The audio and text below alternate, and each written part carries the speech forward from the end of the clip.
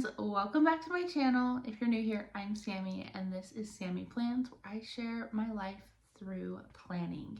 In today's video, we are kicking off our 2026 goal setting series where I break down how I set up my 2026 planner through goal setting. I use the MäksēLife goal setting flagship planner, and so there's a lot of different prep work that goes into really setting up for the new year, and I like to break it up into smaller chunks to help those who just like to follow along, or even if you're not using a MäksēLife, just to kind of see how I do things. And so I'm super excited to start this series again. I was debating on whether to just do a huge montage video this year or to do it in chunks like I've done in years past, and I just decided that breaking it up is the best way to go. It's bite-sized pieces and it's not just this like long rushed video. So let's go ahead and just jump into this first chunk of goal setting or getting ready for the new year, and that is reflecting on the current year. And so like I just said, I do use the MäksēLife planner, and when you order their planners now, you get this cute little reflection booklet. They've done this, I think, for like 3, maybe 4 years now, and I love it. It used to just be like a gift with purchase. Like so many planners on their launch day would get this, and then everyone loved it so much that they've just kept bringing it back. But now it's just like you get this with your planner no matter when you order. Or they even have these on their website, so if you don't order a planner, you can still buy this if you use a different planner or if you want to just reflect on your year. And I love that.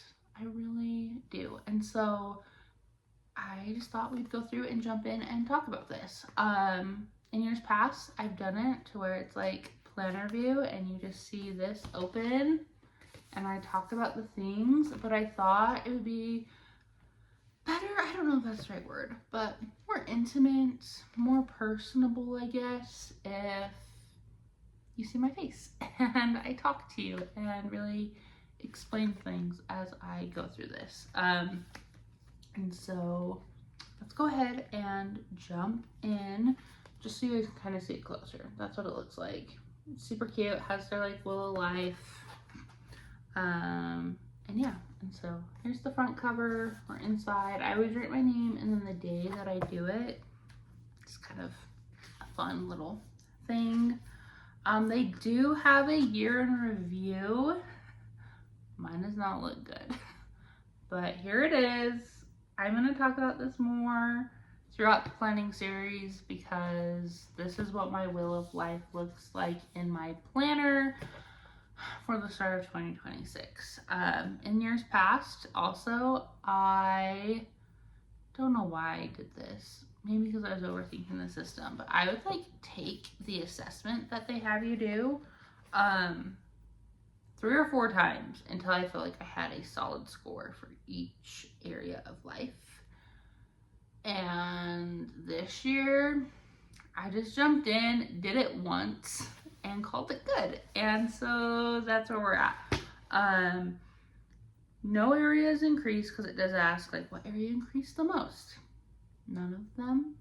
I actually decreased. At the start of 2025, my total average was a 7 out of 10. I'm now out of 5. Love that for me. So nothing increased, I decreased, and then it asks what area of life increased the least or decreased the most. And I just explained how family and relationships stayed the same. That is a solid 7, and that did not move. But fun, work, and physical environment decreased the most. And so fun at the beginning of the year was a 7. Now it's a 4. Work was an 8. Now it's a 5. And physical environment was an 8. And now it's a 4. And so we got a lot of work to do.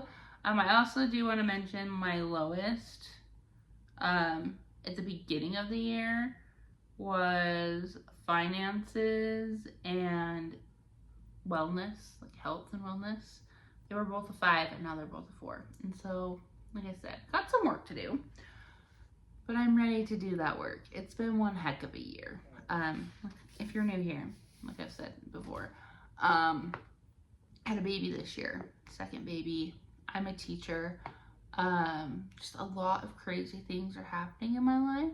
Had a lot of ups and downs, and so we are reflecting and letting it go so we can start fresh in 2026. And so that's what this next page is just my reflections of the year. And so it asks, what are 3 words that you would describe 2025 as? And I said transformative, becoming, and overwhelmed.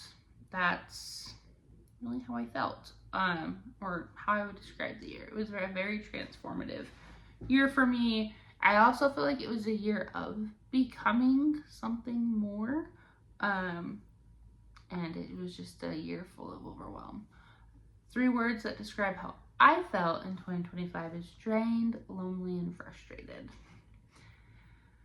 There's a lot to unpack there, but it just really was like a survival year for me. From the very beginning, I had my baby in March. So from March till now, it's like almost 9 months. It's been a lot. What are 3 words to describe how I want to feel in 2026? I want to feel grounded, light, and aligned. I'm ready to kind of like find my footing again and to feel peace. But I also want balance and to be aligned with my goals a little bit more, instead of just setting goals because everyone's setting that goal or because I think that's what my goal needs to be. I really want to be aligned with my true self and focus on my life, not everyone else's. What am I most excited about in 2026? I really love this question because there is a lot to look forward to. It will be my son Zach's first birthday. I can say I survived a crazy school year because that's what the school year has been. It's been a lot.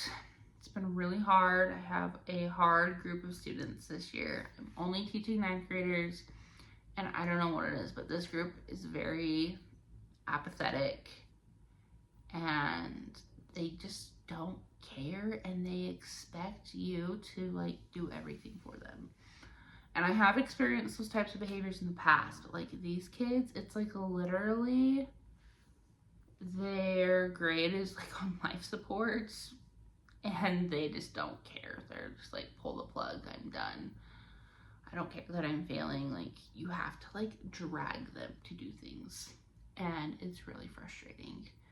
And it has burnt me out on top of my other teaching responsibilities that I have as like the student government advisor and the yearbook advisor.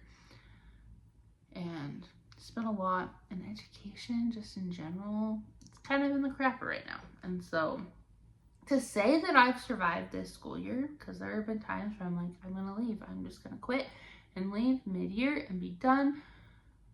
And I know that's not the best way to go about things. And so just to say that I survived is something I'm excited about. Just having the summer with my family. We'll have a 5-year-old and a 1-year-old.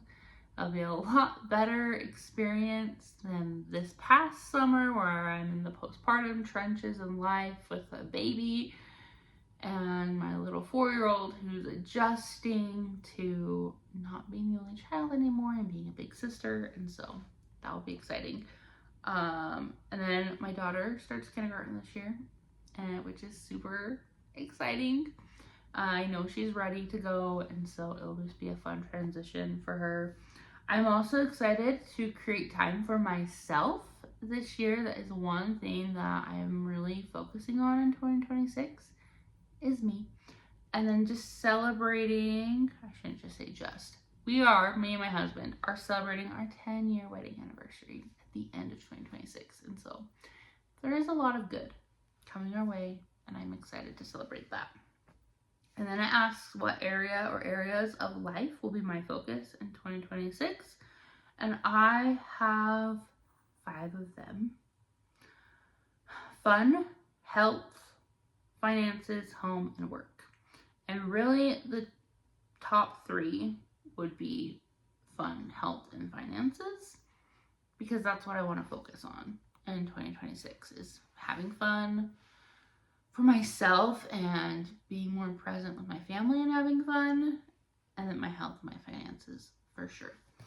Then what am I going to say no to in 2026? I really like this list because I usually just write like very stereotypical or like generic things. And this year I really like went in and was like really more real with it. And so I have overcommitting. I do that a lot. It's part of my people-pleasing tendencies. Toxic comparison, neglecting my wellness, spending money out of stress. That's a big one. Emotional eating, chasing validation, having a teacher martyr mindset, doing it all alone, and mindlessly scrolling. That's what I'm saying no to in 2026. These are all things that I have struggled with. Not just over this year, but like for a while that I just kind of ignore or I say I'm going to work on, but not really. And this year, 2026, I am ready to just kick these things to the curb because I'm just sick of living in this like hamster wheel ball of a life. And so we're saying no to those things. And this is what I'm saying yes to. I'm saying yes to movement, nourishing my body, honoring my mental health, joy, being present with my family, financial mindfulness, creativity and rest, laughter, speaking up, and becoming my own safe space. And I love that too, because once again, I've struggled with a lot of different things. And really being honest with myself here and what I want to say yes to has been a real game changer for me and has helped shift my mindset and my goals a lot. And so I'm really, really excited for what is to come. It then asks what personal needs of mine will I prioritize in the coming year. And I have 6 of them. I have rest and recovery. I'm still recovering from postpartum. I don't know if you know any postpartum statistics, but a lot of them that I've seen is that a woman does not fully recover, like physically, mentally, emotionally, all those things, for like 2-ish years after she's had a baby. And so this year, I still want to focus on recovering and giving myself grace and loving myself while still being able to do all these other things that I want to do. But it's not as tender as the rest and recovery was this year. I still want to prioritize it. Emotional regulation and my mental health, physical wellness, creative expression, connection and support, and financial stability and simplicity. Because there have been a lot of budgeting apps or things that I've seen that I've wanted to try or I have tried, and I feel like it just complicates the whole process and I overthink things, and then I'm subscribed or spending money on this app that I don't really need. And so I'm simplicity. Words are hard even for English teachers. I'm going to simplify how I do things, and I think that's going to make a lot of difference. And then it asks for your wins of the year. So here are some of mine. Having my son in March was a win. Navigating postpartum, anxiety, and the baby blues. I consider that a win because when I had my daughter, as every first-time mom, I was in like shock of having this newborn in my house, feeling like a shell of a person, not knowing if that was normal, questioning my identity. and all of my life choices, like I was shook. And so taking that and making a plan before having our son really helped me be able to navigate things. I still did get postpartum anxiety, and it actually hit me earlier than it did when I had my daughter. Literally 2 days after I left the hospital with my very tiny newborn son, the anxiety hit, and I knew that I was in for it. And I really was fighting for my life for those first 2 months, trying to remember my plan and navigating this postpartum anxiety. And it was hard, but because I had that plan, I think it made it a lot easier. Managing my daughter and my son by myself during the summer. So I was a teacher and I was on maternity leave, had the summer off, and I'm proud of myself for being able to take care of my 2 kids and myself most days. We survived in our PJs and didn't really do much, but we did it. We made it, and that's all I'm proud of. I built a deeper self-awareness, became very self-aware this year, which I appreciate. I went back to work after my maternity leave. A lot of people were questioning whether I was going to go back or not. I went back, and I'm glad I went back, but it's been a little rocky since then, but it's been good. Holding my many school positions with grace, becoming mindful of my mental health, and I started going to therapy. And so those things are all wins. Some highlights for the year was, once again, having my son. I feel like that's a win and a highlight. Watching my daughter become a big sister was also a highlight. And then celebrating my grandpa's life. He passed away in July this year. And it was really hard because we all knew that he was going, but it was like instant, like within a week of having some health complications, he passed. And so just being able to celebrate his life has been a highlight. And this was kind of crazy, but we named my son after my grandpa. And so his middle name is my grandpa's it is his middle name. He went by his middle name.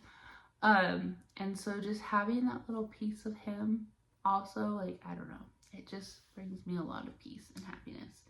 And then celebrating my daughter's 5th birthday was a highlight as well, because she had her first birthday party with friends, which was really fun. And we had a mommy me day, and it was just good times.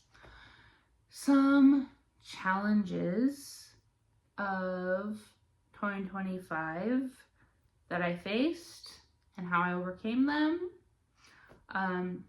Postpartum anxiety, and how I overcame it was I didn't hide it. I named it, and instead of pretending that it wasn't there, I just fought for it, I guess. I fought against it. I dealt with it, and I feel like that made all the difference. Number 2 is losing passion for teaching. I've kind of already talked about this, but I've reflected on what that looks like and what my passion is and how that aligns with what I want in life. And I'm not leaning into the bull crap of education. I did write that down. And I want to explore new pathways or new schools because it's not great. Financial stress is number 3. Just making a plan and shifting my goals is really how I want to overcome that. And then mental and emotional burnout. I was able to notice a pattern, and I'm still learning how to set those boundaries and saying no. And I'm redefining what enough looks like for me. And so, which is peace over productivity. Some lessons that I learned this year was I can survive things I never felt ready for. My emotional needs matter and I'm ignoring them, and ignoring them doesn't make them go away. I can't be everything for everyone. I deserve rest. I'm allowed to outgrow things that once felt like home. I need financial stability to feel safe. I'm still becoming, and I'm worthy of the version of life I want, not just the one that I'm currently surviving, which were all big things. And then it had you talk about growth and what you're most proud of this year. And just some of the things that I wrote down are a lot of things I've already talked about, but I'm most proud of that I kept going even when things felt too heavy or hard. And I feel like I grew more human this year by acknowledging these human experiences I've been having, and instead of like ignoring them or trying to patch them up to seem not so human, I was able to just kind of like embrace that part of life. And I've started rewriting my life and not just reacting to it. If I don't like something, instead of just reacting to it or ignoring it, I'm acknowledging it and I'm trying to make a plan of how to change it, because change is how we grow. And that's one thing I'm really focused on right now is growth and change and all those things. And then I asked for some things that I'm grateful for. So I wrote my kids, Emery, my daughter, she's my sunshine girl who keeps me laughing. I love her so much. And then Zach, he is my bright rainbow in the storm. For those that don't know, I did have a miscarriage back in 2024 before I got pregnant with Zach. And so he is my rainbow baby. And I'm so grateful for him and that light that he's brought into my life. I'm grateful for my husband, Sean. Even in the hard moments that I've had this year, he has always been that constant person that I can rely on, and I just love him. I'm very grateful for him. I'm also grateful for my family and friends, the ones that showed up and checked in on me and connected with me. I'm grateful for my grandpa's life and legacy and the lessons that he taught me. I am grateful for my own strength that I found this year. I'm grateful for my coworkers and their listening ears and the small things that help me together, like my planner, Taylor Swift, summer walks, drives, journaling, quiet moments, laughing with my family, fresh starts, routines, little treats, and watching Gilmore Girls. I binge watched it this summer and it gave me some life in those dark postpartum days. So then it asks what's working and what's not working. And some things that are working in my life is the bond that I have with my kids, my marriage and my relationship with my husband, creative outlets that ground me, home routines, commitment to healing, and learning how to build healthy boundaries. Some things that are not currently working is carrying too much all the time. Relationship with teaching is burning me out. I feel like my pace of life is unsustainable. Financial stress, feeling stuck in survival mode, not being connected to my body. I get the scraps of my best from giving it all to everyone else and running on low joy. And then it asks for the impact and adjustments that you want to make to your life. And I really like this impact question because it's like, how do I want people to experience me? And what type of impact do I want to create? And really, I want people to know that I am a calm, warm, authentic, and compassionate person. I want people to feel steady or comfortable when they're around me, and that I bring like a soft energy wherever I go. I want to show up with my full heart and be present.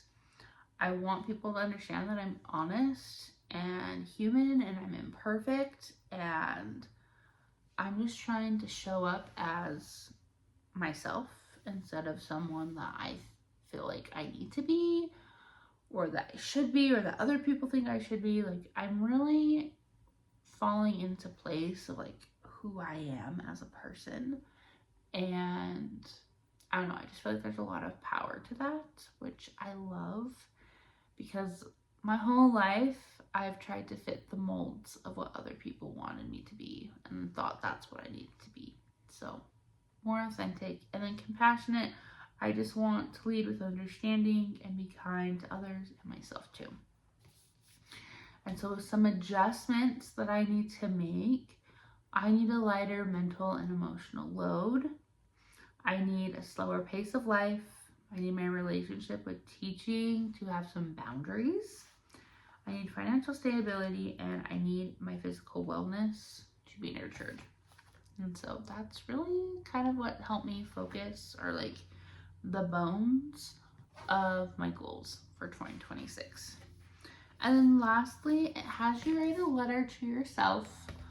I am not going to read this out loud just because it is kind of something personal to me, but I do recommend that you do that. I think it's very therapeutic and healing to write a letter reflecting on how your year was to yourself and what you want in the upcoming year. It's a practice that I've done the past few years, and I have loved it. It's been super empowering and fun, and I don't know, it's just something fun. And you don't have to do it in like, or buy this notebook. You could honestly get out your journal or a blank notebook or whatever you have lying around and just write yourself a note. You could also do the reflections in a normal journal or whatever you have lying around and reflect on your year in 2025. So let me know down in the comments below, what is something that you learned in 2025,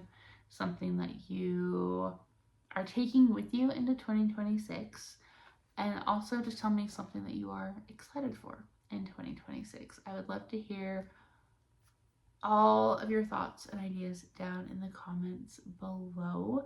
That's all I have for you guys today, just sharing my little reflection process. It was really just me sitting down a day at a time. Like, I started this on November 10th and just took a little bit of time each day to fill out this little booklet, and it really was some nice me time and opened my eyes to some things. So don't forget to like this video. Thank you so much for watching, and don't forget to hit that subscribe button so you don't miss any of my planning content here on YouTube.